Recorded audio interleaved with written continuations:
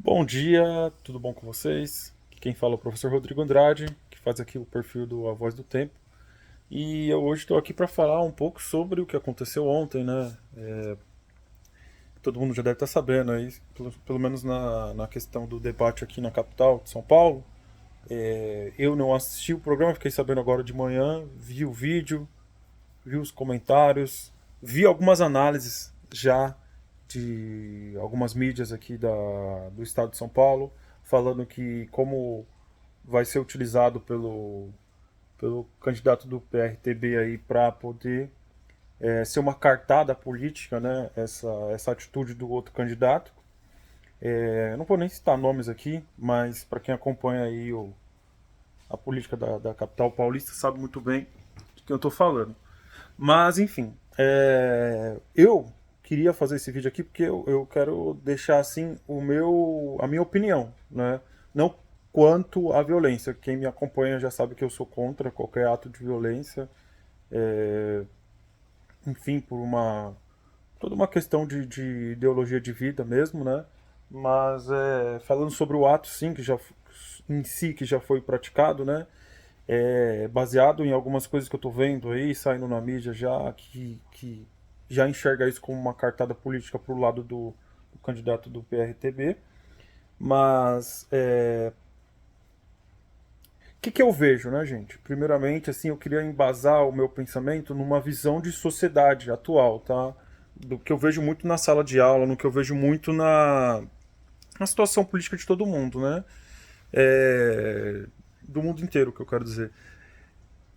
Essa sociedade, né, que foi baseada muito numa questão de crescimento, né, como o ser humano,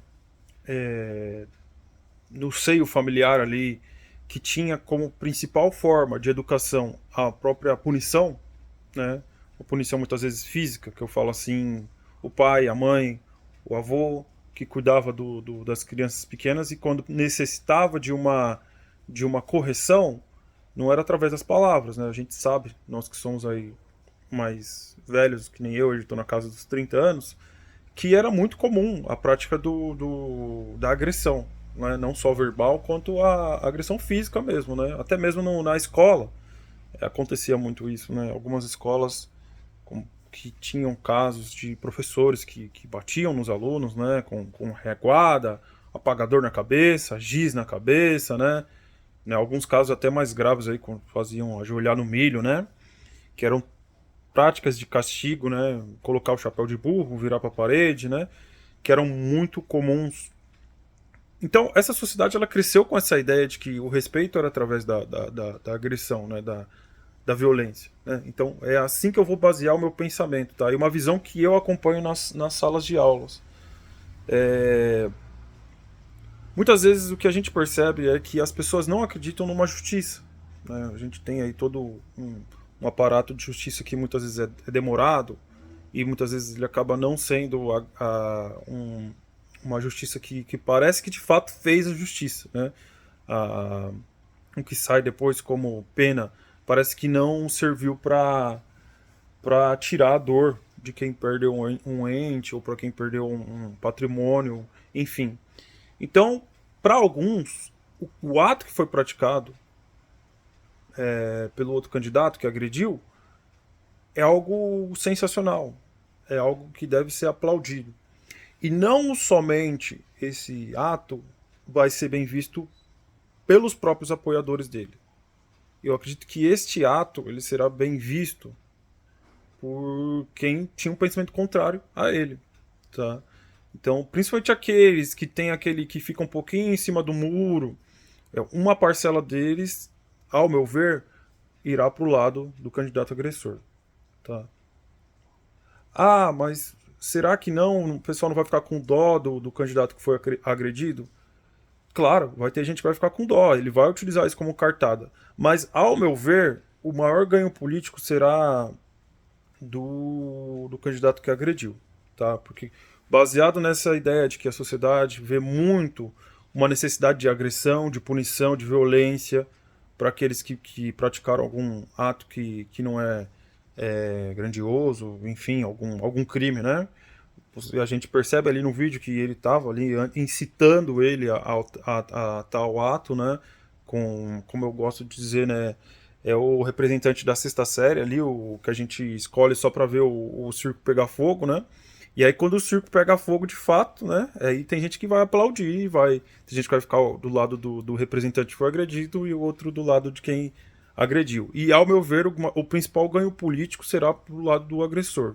Mas é só um pensamento, né? Vamos ver aí as próximas pesquisas depois do ato cometido, né? Porque pode ser que saiam pesquisas ainda antes do que foi do ocorrido de ontem.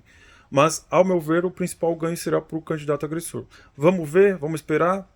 Talvez sim, talvez não, talvez seja o contrário, meu pensamento, mas eu posso estar errado, mas é isso que eu consigo enxergar, tá? E não estou dizendo que isso é correto, tá, gente? Até porque, sei lá, né? Se virar moda aí, isso aí vai virar. Cada um vai para um ringue e vai resolver as diferenças políticas num ringue, né? Mas eu acredito que boa parte da população brasileira, não só a população brasileira, enxergue isso da melhor forma, tá?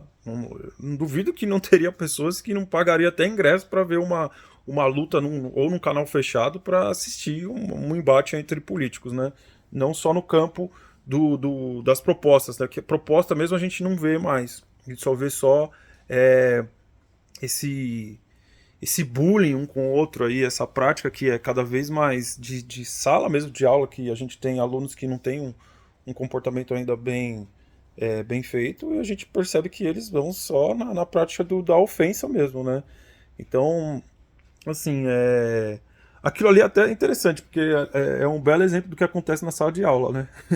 O professor ali era o jornalista, né? O Leão Serva, que estava ali na cultura fazendo a mediação do debate, né? Aquele ali é o professor na sala de aula, tentando segurar todo aquele caos ali, né? Que é um xingando o outro, xingou a mãe de não sei quem, chamou o outro de não sei o quê.